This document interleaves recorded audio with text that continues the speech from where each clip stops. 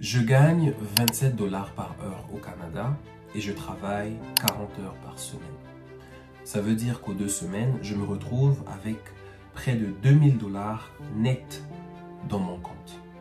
Et si on rajoute les temps supplémentaires, cette somme peut arriver jusqu'à 3500 $ chaque 2 semaines. Cependant, ça fait quelques mois maintenant que je pense démissionner. Et dans la vidéo d'aujourd'hui, je veux vous dire exactement pourquoi.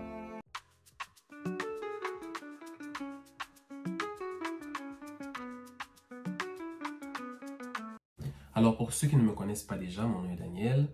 Je suis arrivé au Canada il y a pas mal d'années. Aujourd'hui, je travaille dans le domaine de la santé. Et en parallèle, je fais YouTube pour aider ma communauté à avancer, mais surtout pour atteindre aussi leurs objectifs. Que ça fait aujourd'hui 3 mois que j'ai arrêté de travailler suite à une blessure. Bien évidemment, la chance qu'on a d'être au Canada, c'est que quand tu te blesses, même si tu ne t'es pas blessé au travail, tu reçois quand même des prestations salariales. C'est-à-dire que tu n'es pas laissé bredouille. Chaque 2 semaines, tu reçois quand même une certaine somme d'argent pour t'aider à couvrir tes besoins. Dans mon cas, l'une des raisons qui m'a poussé à repenser mes choix de carrière, c'est qu'en fait, après m'être blessé, j'ai réalisé que tout salarié n'est qu'un numéro. Ça fait mal à entendre, mais on n'est que des numéros qu'on peut remplacer. Quand je me suis blessé, j'ai réalisé que peu importe les relations que j'ai pu bâtir de confiance au travail, que ce soit avec mes patients, que ce soit avec mon équipe de travail, mes supérieurs, ça a été tellement facile pour eux de me remplacer et trouver quelqu'un qui pouvait faire exactement la même chose que je faisais. Certainement pas de la même manière, mais la même chose, les mêmes tâches, les mêmes responsabilités. Et pour ce qui est des revenus, tu as beau travailler comme un lion, tu as beau prendre des temps supplémentaires, tu as beau être présent tous les jours, matin, midi, soir, tu ne vas jamais gagner contre l'impôt. Tu ne vas jamais échapper à la main du gouvernement. Les amis, ce que je vous dis est réel. J'ai travaillé dans le domaine de la santé au Québec et dans mon équipe, j'avais des infirmières d'agence. Des infirmières d'agence qui avaient eux-mêmes leur propre compagnie. Donc, en gros, qui travaillaient pour eux-mêmes dans leur propre compte. Entre parenthèses, des entrepreneurs. On faisait le même travail. On avait le même titre. Mais ces gens-là gagnaient bien plus que ce que je gagnais. Et en plus, ils étaient logés, ils étaient nourris et dans la plupart des cas, ils étaient véhiculés. Par véhiculés, je veux dire que leur compagnie les permettait de faire passer à travers un système d'impôt spécial pour les entrepreneurs, les charges de la vie de tous les jours, comme ton carburant, ton assurance de véhicule, ton internet, ton téléphone, alors que les employés même du gouvernement, à chaque fois que le talon de paye est disponible, qu'est-ce qu'on remarque? Ton salaire brut est divisé quasiment de moitié. Tu gardes la petite moitié qui reste et le gouvernement vient prendre le reste. Mais c'est pas tout. À la fin de l'année, les plus malchanceux se retrouvent très souvent à payer encore des impôts au même gouvernement. Alors que les entrepreneurs, d'après mes amis qui m'ont expliqué, eux, ils reçoivent encore des retours d'impôts pour avoir peut-être atteint tel pilier, pour avoir peut-être généré un certain montant d'argent. Bref, j'ai l'impression que les gouvernements, pour l'occurrence ici au Québec, favorisent plus l'entrepreneuriat que le salariat. Vous savez, quand tu es salarié, si tu veux avoir des vacances, il faut que tu te planifies d'avance. Autrement, tu vas avoir des problèmes. Soit tu te planifies d'avance, soit tu colles malade. Si tu colles malade, tu n'as aucun revenu. Maintenant, j'ai une question pour toi. Qu'arrive-t-il si tu as une situation d'urgence, imprévisible, à résoudre? Admettons que ta mère au pays tombe malade ou ton enfant, ta fille que tu as laissée au pays tombe malade et ils ont urgemment besoin de ta présence. Tu ne peux pas te lever du jour au lendemain et partir. Tu dois demander des vacances, tu dois parler à ton employeur. Ça doit monter plus haut pour que ce soit approuvé. Surtout si tes congés sont des congés sans solde. Alors là, c'est encore plus compliqué. Il y a les conventions collectives qui vont s'emmêler, il va y avoir X et Y. Bref, toute une paperasse, toute une procédure pour te permettre des fois d'avoir ne serait-ce que 3 jours.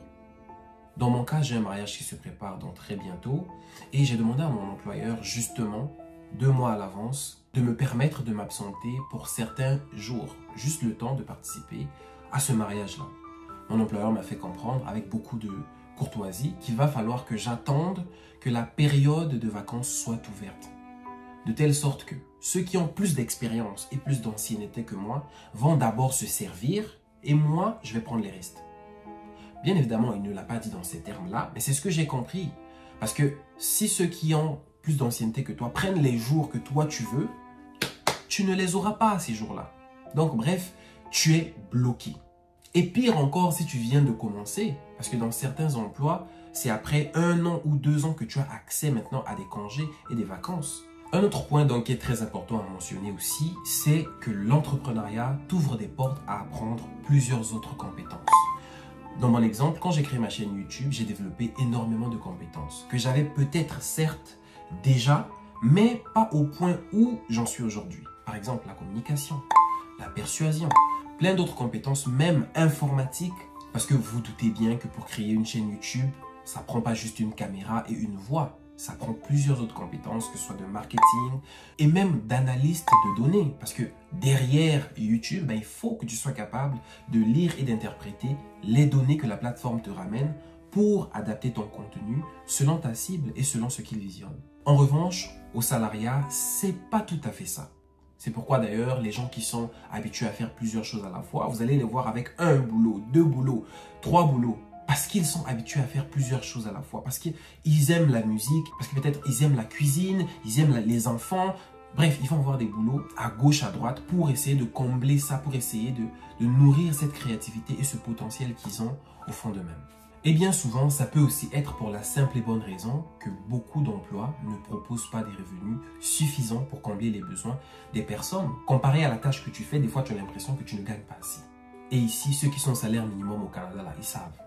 McDonald's, Metro, IGA, tous ceux qui sont étudiants et qui sont dans des épiceries, la qualité du travail que vous fournissez et les revenus que vous avez, on est d'accord que c'est même pas match.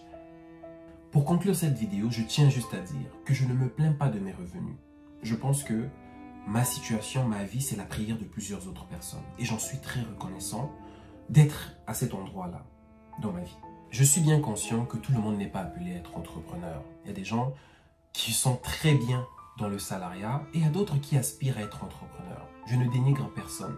Je veux juste ouvrir la conversation et vous avancer mes raisons. Pourquoi je m'intéresse de plus en plus à l'entrepreneuriat et je songe à quitter mon emploi.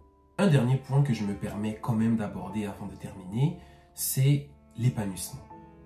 Je ne dis pas que les salariés ne sont pas épanouis. Je suis moi-même salarié. Il y a certains qui sont épanouis, d'autres ne le sont pas. Moi, j'aime mon travail, mais je ne suis pas épanoui à mon travail. 2 choses différentes. Faites la différence, ne me critiquez pas. En revanche, j'ai toujours trouvé fascinant le fait de sortir une idée de ta tête, de le matérialiser et ensuite de le transformer en argent. C'est quand même formidable. Imagine, toi, tu as une idée.